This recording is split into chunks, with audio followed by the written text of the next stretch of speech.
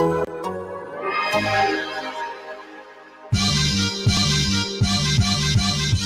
Dort. Donna Dort.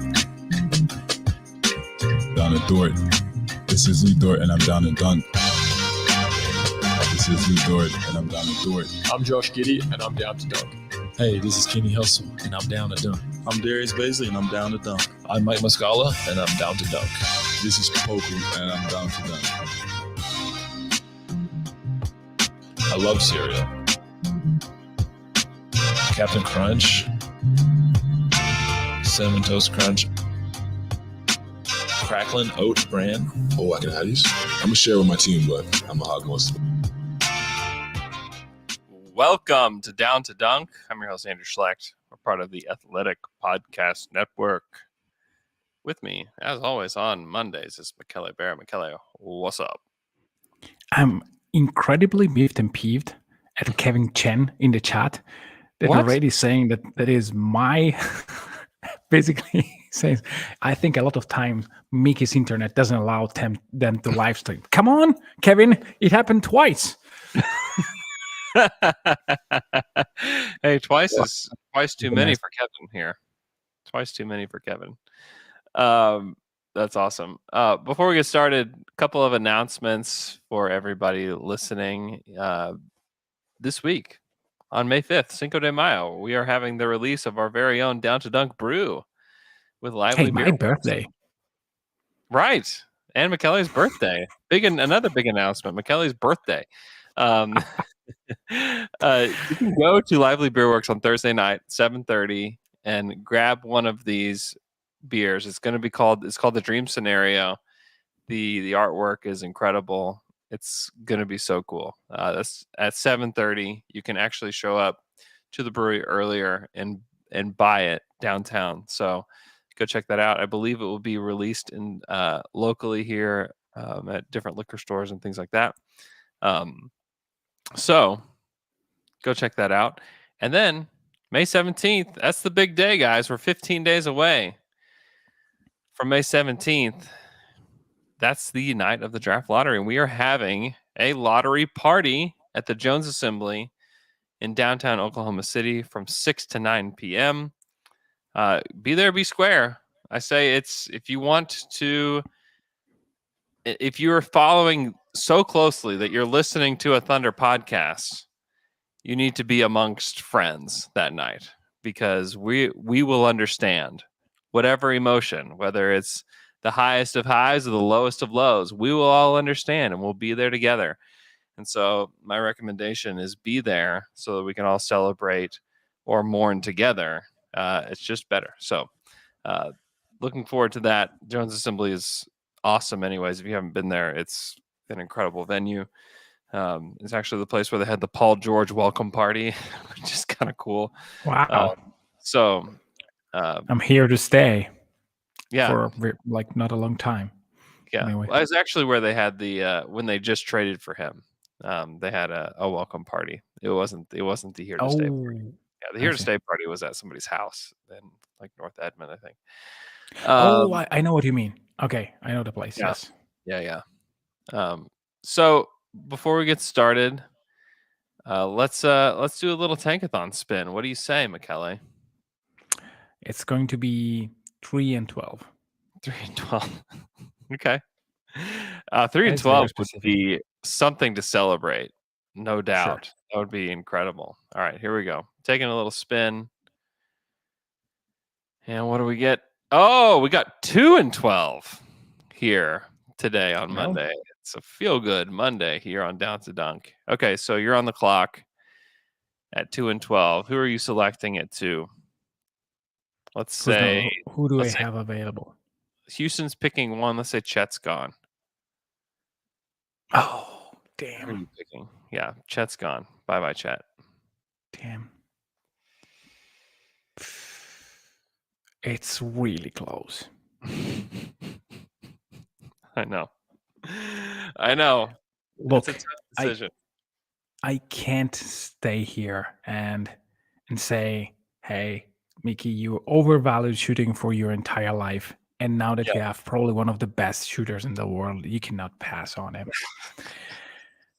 I would probably not pass on Jabari. But hey. Okay. But I'm torn because you can see Paulo being a super duper star. And I think I would go with Paolo. Jabari being just a shooter. But anyway. Yeah, I think I'd go with Paolo. I think he's incredible. I think he's so fun.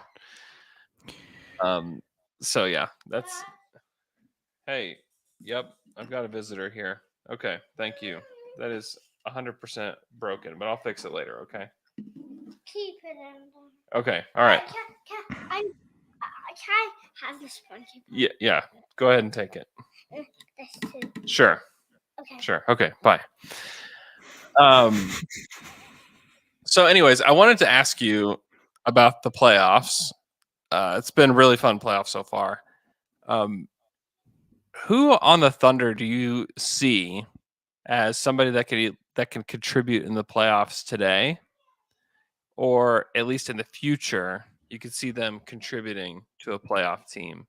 And is there anybody that's on this current squad that you're like, oh man, they get played off the floor because of this attribute or that attribute? Because I mean, that's what it all comes down to. Is like you watch these teams play, and it's like, do they have enough guys? Does Boston do they have enough guys now without Chris Middleton? Do the Bucks have enough guys? And obviously we have your Shea is obviously he's going to be out there. I think Dort is another one who's obviously out there. Well, I mean, defensively he's already he's shown he's played in a game 7. And they were just he was out there. You can clearly say that he was out there. So was Steven Adams, and now he's not. Come on. No, don't come on me. You are just like a certified Dort hater. Yes. Until he proves to me that his erratic shooting is just a smidge of what he does on the court and not the entire offensive package, I will still have doubts that it's not that he doesn't play in the playoffs in general, but I don't see him being part of the best units that OKC can put on the court if Shea and Giddey are here. Yeah. That is my opinion. And if you were to just take guys from this team and throw them on other playoff teams, I think he would play. I think he would play for a lot of teams. Yes, he would, because he's good defensively. But that team will not probably close with him. Maybe. I don't know. Dort's. I'm a bigger Dort guy than you are. He needs if Payton closes for Golden State, then Dort can close for Golden State. Yeah. Oh, without a doubt. That is absolutely something that I can stand by. He can probably close for Miami. He can probably close for.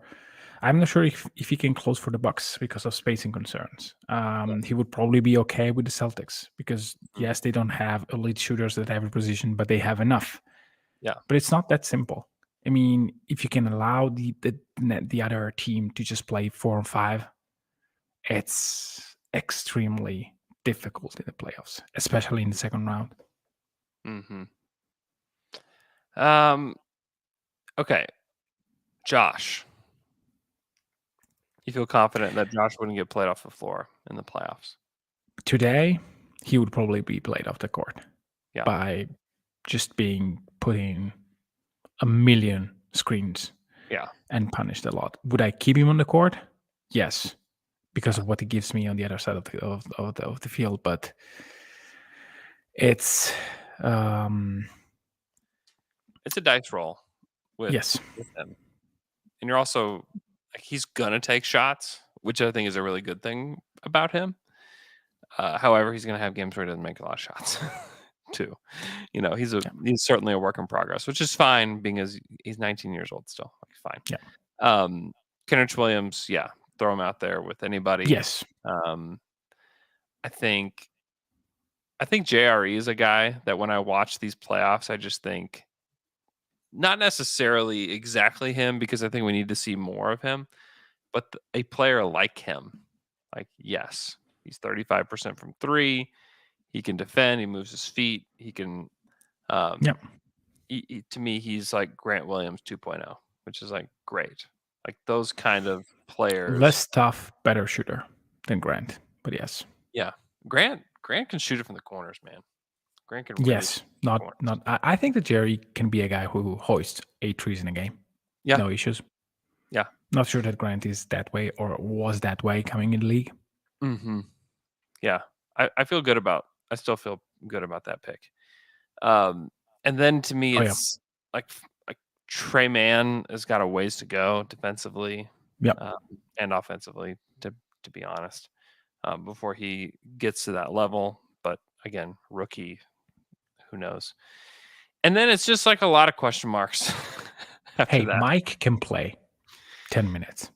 Yeah, 10 minutes. Sure. Yeah. Mike can. Yeah, he just smart player, spaces, plays hard, defends. Like he's not good. He's not a good defender, but he's in the way. Yeah, and with Mike, you can tell from the beginning. Like, just feed him the ball 3 times, and he will know if he can take another 3 shots or if that is it. Mm-hmm. Yeah, totally. And then it's like question mark city. Like I don't know about Poku yet. Like we got to see more. Like he's not playing in the playoffs, most certainly. Still a long ways to go there.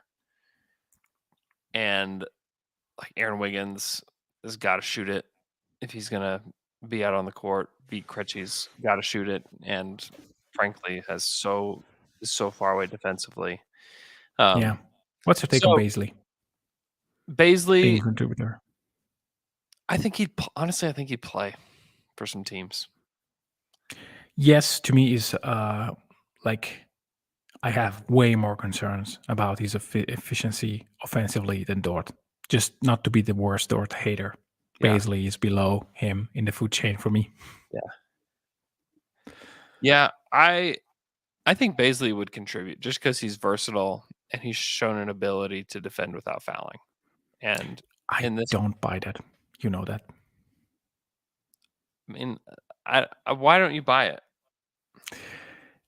Because I try to focus very hard on him when he doesn't foul. And to me, sometimes it's just not putting enough effort defensively. Yeah. So it's, yes, he's not fouling, but he's not effective either on those moments.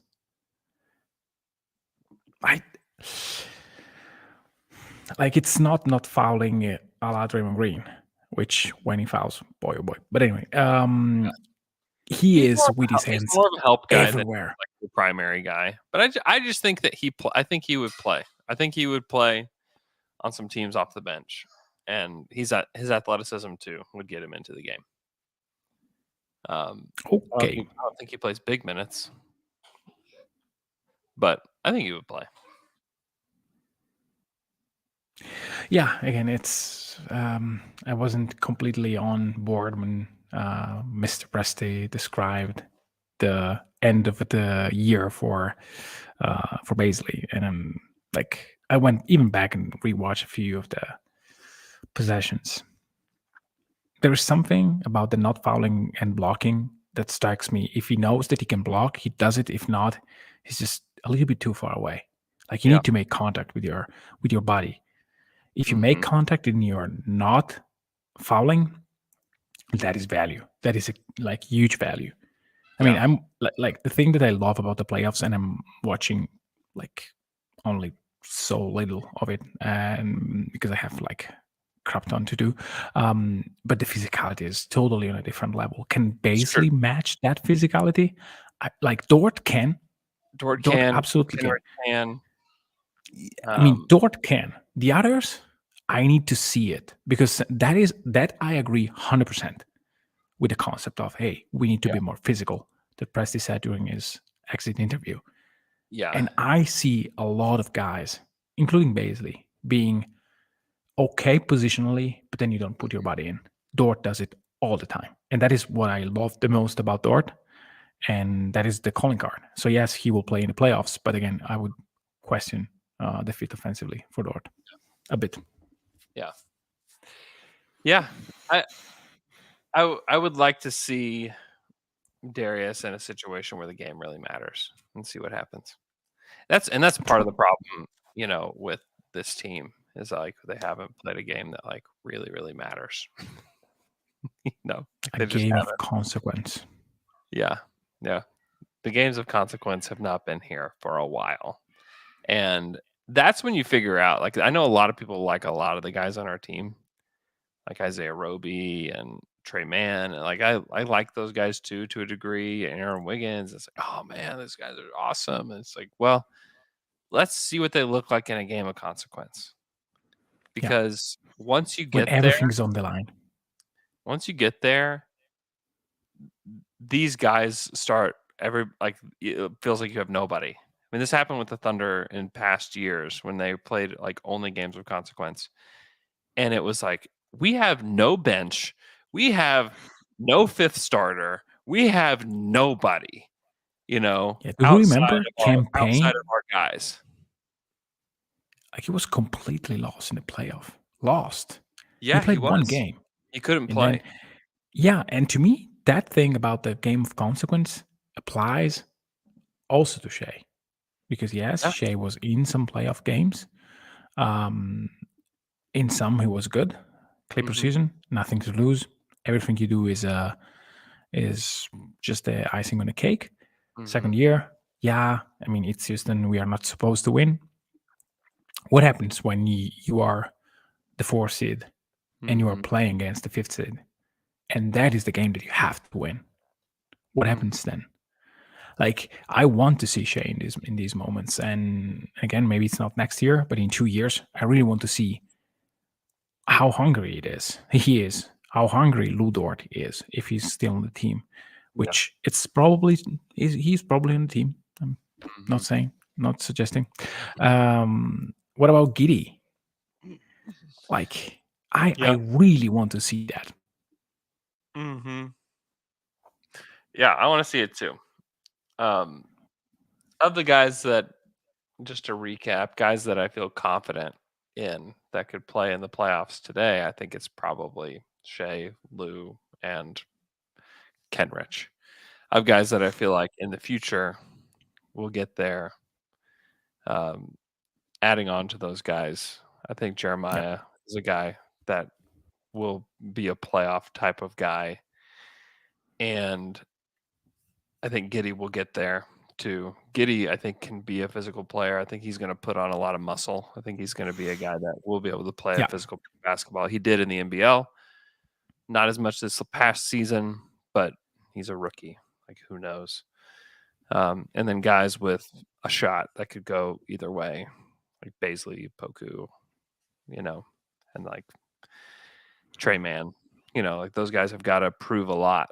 And Trey's got skill. Like, Trey's got incredible skill. Like, he had those 20-point quarters, but again, don't you want to see more? Like tomorrow, see more Trey Mann? Yes, I do. I'm excited he's going to play in Summer League. I want to see. Yeah. I want to see more from him. I want to see what he looks like with a year of confidence and a year of ability to get shots off on anybody. Like, okay, now what? I think is a good question for him. So yeah, which in this assessment and like watching so many playoff games and like thinking about this Thunder roster, it helps you to realize like how far away they are. Because like I know people think like, oh man, they're so close. Like, let's go for the play-in next year. Yada yada.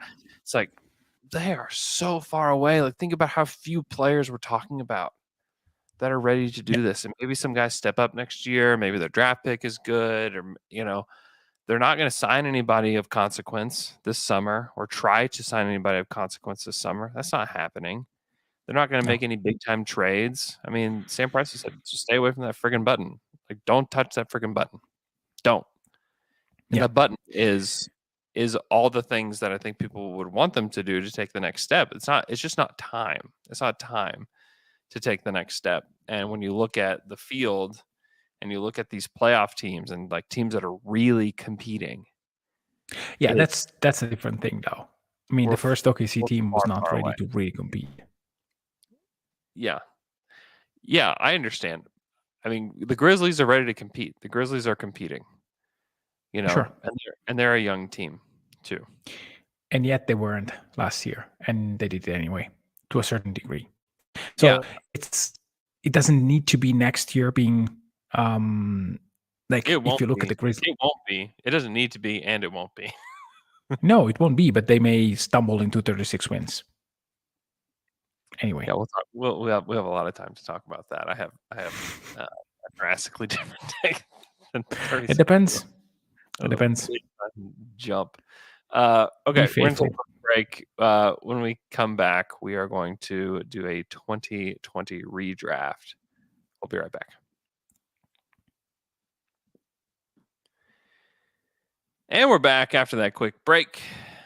We are going to do redrafts up until the NBA draft, and we're going to do the 2020 draft.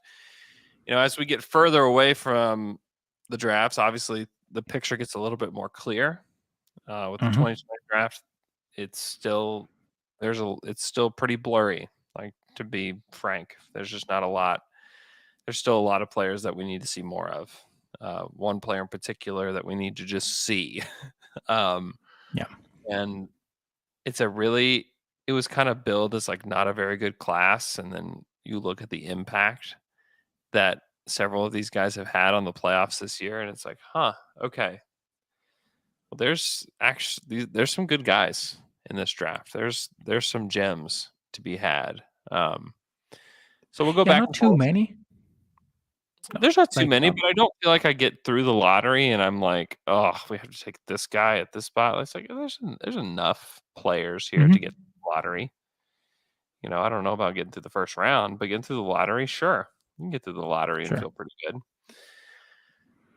Michele, with the number one pick in the 2020 redraft, who are you taking? No, it's your turn. I pick 2021. I'll go number one. I'm going to pick Anthony Edwards, number one, who went number one. I have the same. Yeah. Number one in the draft. He's got it. You know, whatever it is when it comes to playing playoff basketball, when it comes to the moment, when it comes to somebody that's going to lead your squad, like he's got it. And sometimes like that over exuberance spills over into guys like beloved guys like Dion Waiters, who it's like Dion Waiters had like a similar vibe to Anthony Edwards. He did not have the similar game to back it up, but he had the vibe. Edwards has the vibe and the game, and was tremendous in that first round matchup. If they just had the problem with the Wolves is not Anthony Edwards, it's that they need smart players plugged in around them and the right kind of players plugged in around them to like take the next step. And they just don't have that yet. Like they've got talent plugged in everywhere. And you're like, you can talk yourself into a lot of guys on their team. They just don't have the right guys yet. But to me, Edwards is like, I think I would have had LaMelo before the season and maybe even before the playoffs. We did pick LaMelo when we did the redraft last year. Yeah, I think it was LaMelo easily, but I think what we've seen from Edwards, I think that's who I would take. I think that's who I'd rather have. I think if you're Minnesota, you got to be feeling really good about who your former GM took number one in this draft. Yeah, number two to me is pretty clear. It's LaMelo Ball. It's there are other candidates that are close to some degree, but if you're Golden State, yes, Desmond Bane will be awesome for you. So will probably be Patrick Williams. But in the end, LaMelo's talent is too big. He's just an amazing, phenomenal passer. With the right players around, he can be even more dangerous than he is in Charlotte. We'll probably not hear Miles Bridges, LaMelo Ball, but hey, yeah, I know. I think that he is clearly the second best player in this draft, and I think that even Memphis, if they had the possibility to have Bane or LaMelo Ball, they would be hard pressed because Yeah, I I mean, think you take LaMelo. Yeah. yeah, And that's and we're picking for the teams like we did last week. I mean, if you're yes, Golden State and you can add LaMelo Ball to this yeah, team, you do it immediately. Again, imagine. to me, they should at least entertain a discussion for Williams because I think that he fits them awesome in an awesome Yeah. way. Mm-hmm. They could just put Draymond Green and him as the Yeah. starting combo without putting too much of a load on Draymond's shoulder for the season, and he would be awesome. But the Mhm. talent gap is, I think, substantial here. It is. Yeah, it's massive. Number 3 for the Hornets, I think I would take Tyrese Halliburton here. They need a lead guard. Okay. They need somebody that can shoot it. And he's not LaMelo, but I think he helps you quite a bit, and proven to be a very valuable player at the NBA level already. So I'm going Tyrese Halliburton, number 3. I have him 6th on my board. Wow, you're a certified Dort hater and a certified Tyrese Halliburton hater over here. Yes, I probably am. I just think that I don't know. There are players that I like better. For example, the player who the Bulls will draft, which is the same player that they drafted 2 years ago in Pat Williams. I think he has the upside to be the 3rd best player in this draft. Mhm. I think he showed to some sign of growth. He had an injury, yes, but I think his combination of skill, size, he's very, very good. Yeah.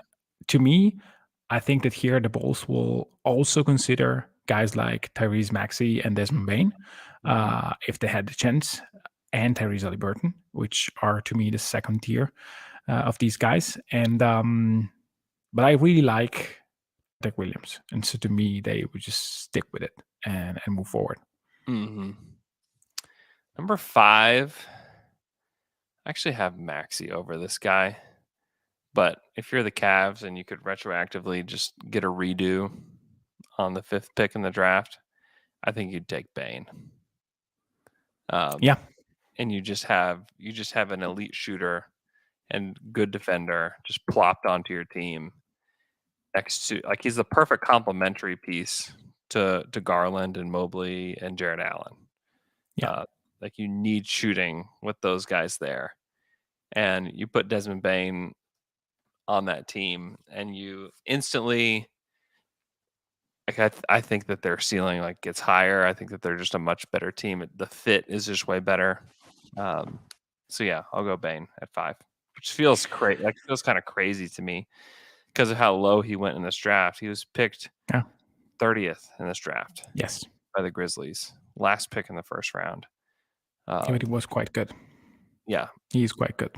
Quite 22. Awesome. I think he was almost 22 when he was drafted. I mean, there's reasons why he slipped, doesn't have the wingspan, but there was the intangibles, there was the shooting, there was a lot of stuff there. And, for somebody who doesn't have the highest ceiling, but he has a way higher ceiling than what people thought. So, yeah.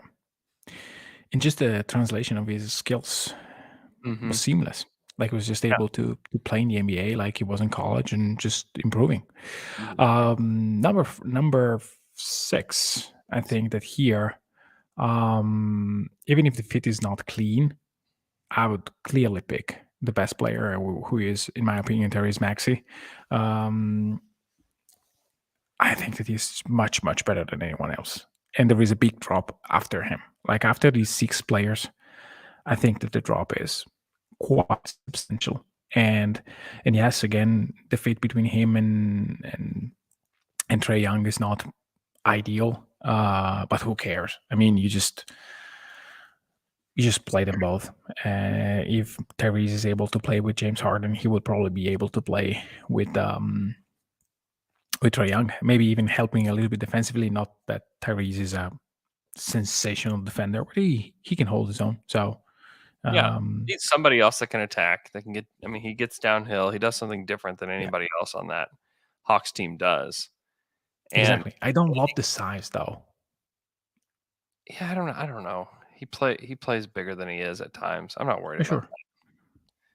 that. Yeah. It's not the ideal fit, certainly. But the talent there is tough to match.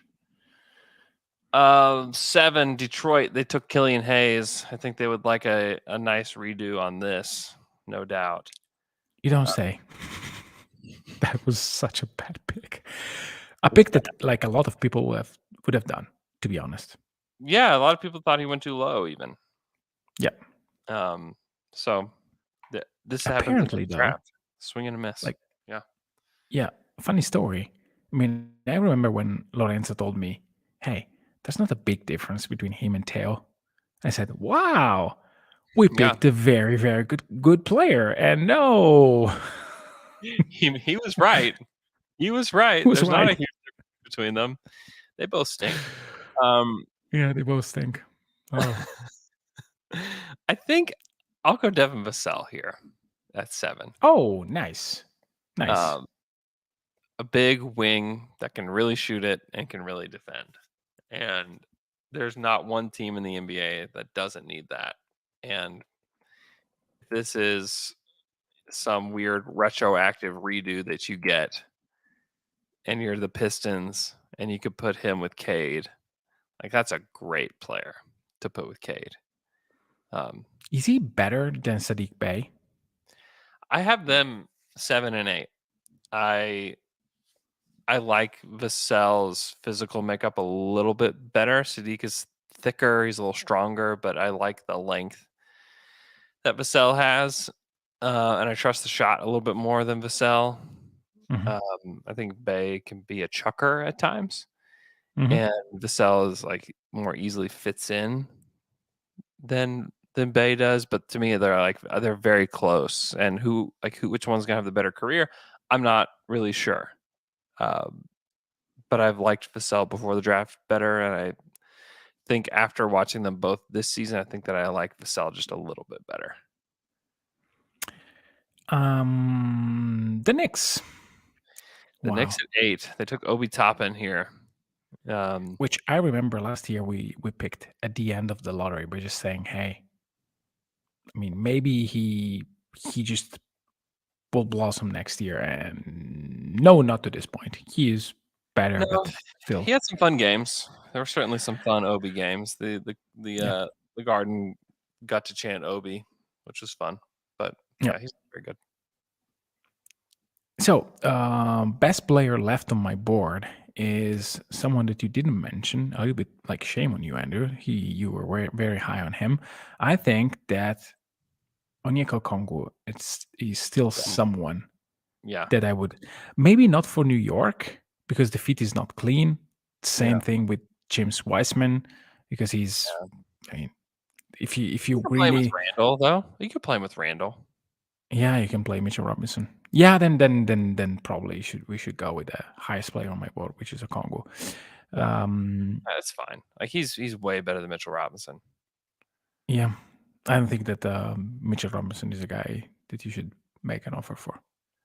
No, he stinks.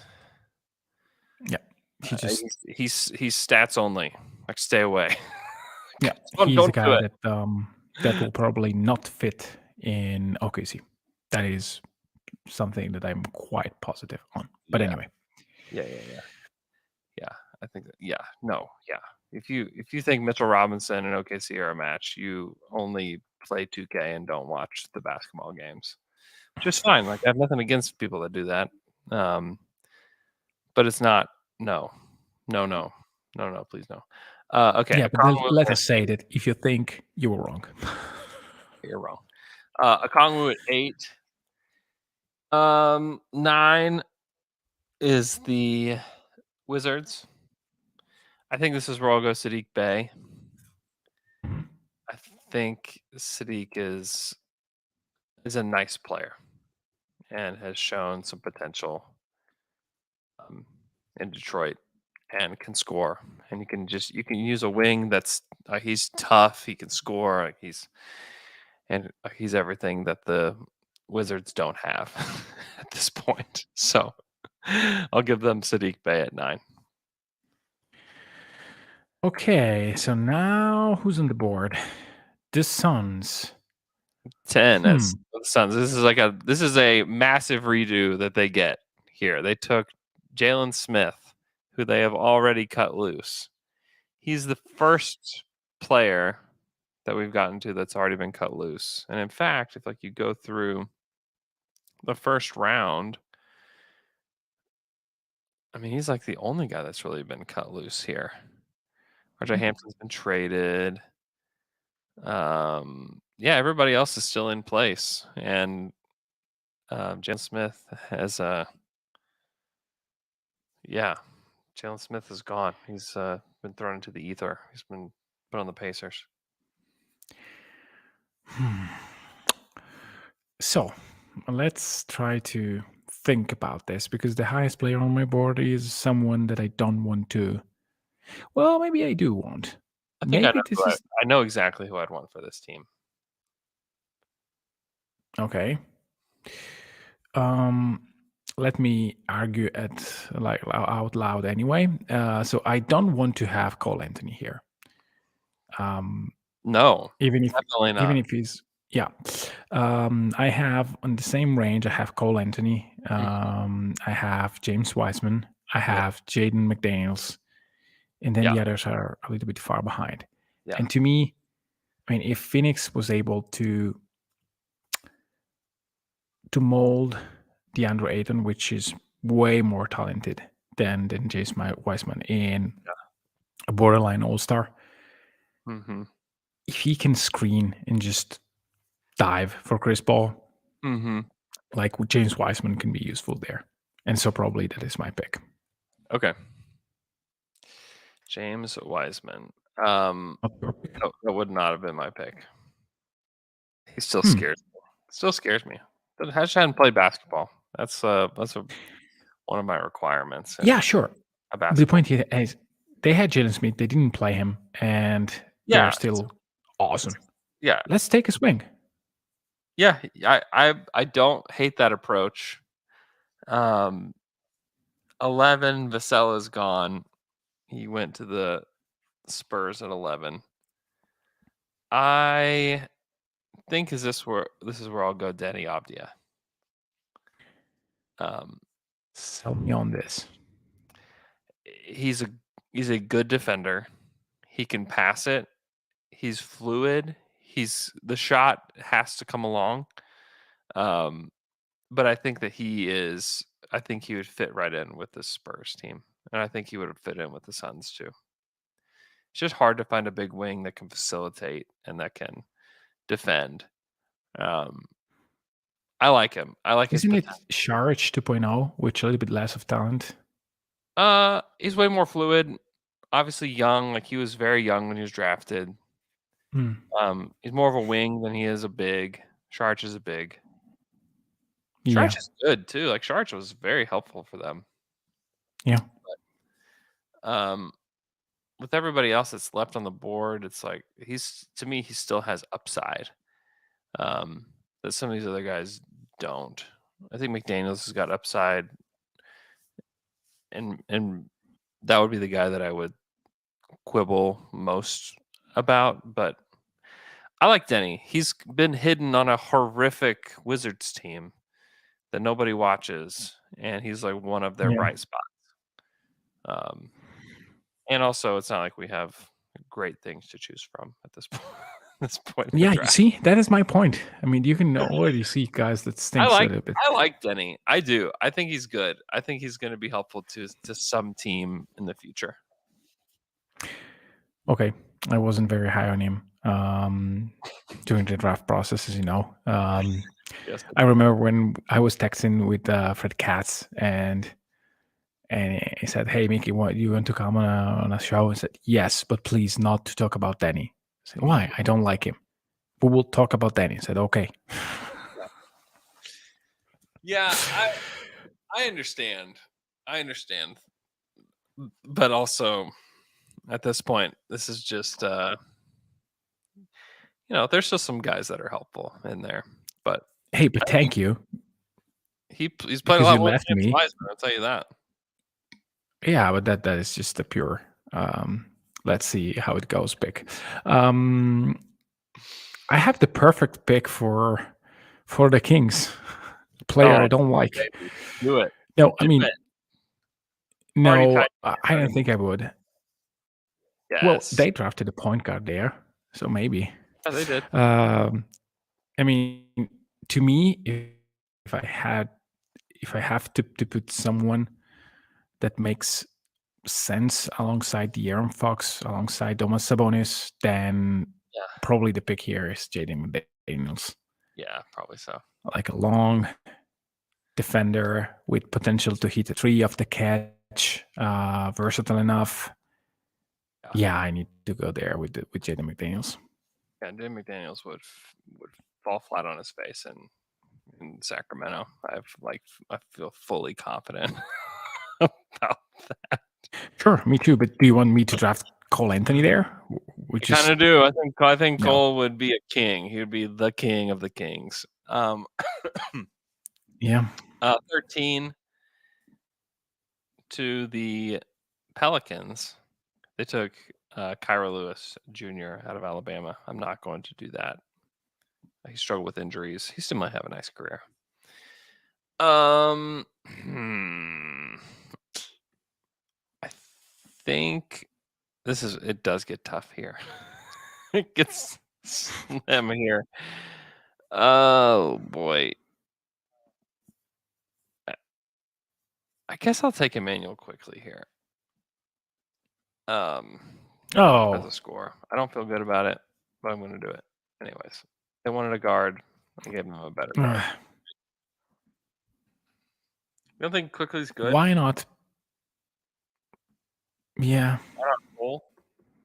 Is that what you're about to say? That's fine. I'm a Cole Anthony hater through and through. He was better this year. I'll admit that, but I can't shake that I just don't want him leading my team. So yeah, if you don't want him to lead a team, then let's put him in Boston, where there is a guy who has not similar trait because Pritchard seems like a very tough guy. Cole Anthony doesn't, I don't hate but that. that is just the way they look. No, it's okay. A gunner for that clearly can hit the three for Boston. Mm-hmm. Yeah, can hit the three, can handle a little bit. If he's if he basically just takes Peyton Pritchard's spot, it's like, okay, like that's fine. That's fine. I like Peyton Pritchard. He's a fun guy to watch. He hits threes. That's he can fine. really shoot it. That's fine. He closed some games for them because he can really shoot it. Yeah. Yeah, I don't mind that. He's an inch taller than Peyton. Sure, fine. That's our lottery. That's make. Guys that didn't get selected, Isaiah Stewart was right there for me. Precious Achua was right there for me. I can't believe we didn't take Isaac Okoro out somewhere. Yeah, it was number 14 on my board. Yeah. I just couldn't find the spot where I felt comfortable taking him. Offensively, he's just hasn't come along. And it's concerning.